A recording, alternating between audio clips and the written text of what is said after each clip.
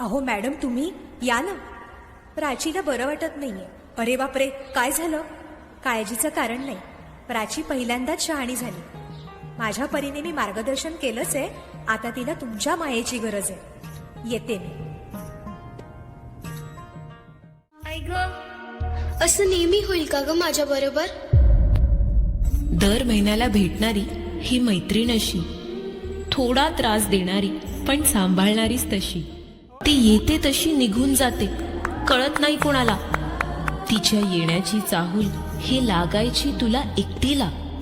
5 दिवसांची सोबत बदल घडत असतो आत. मातृत्वाच्या सक्षमतेची ही असते खरी सुरुवात.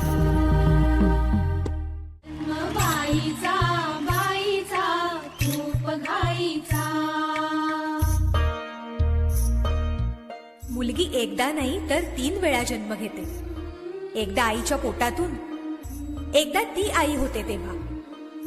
पण तिसरी आणि महत्वाची वेळ म्हणजे ती आई होण्यास सक्षम होते तेव्हा.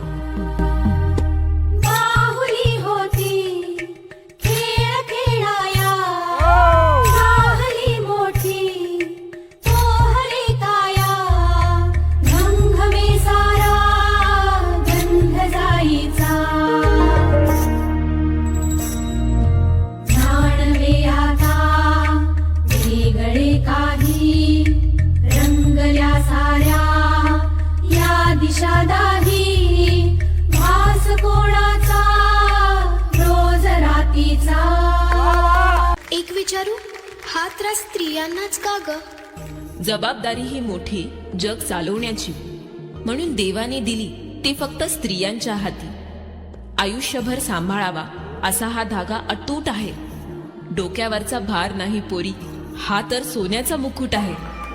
बाईपणाला आईपण देणारे हे गर्भाचे दान, आणि स्त्रियांना मिळालेले हे एक अद्भुत वरदान. जन्म बाईचा, बाईचा खूप घाईचा. जन्म बाईचा, बाईचा खूप घाईचा.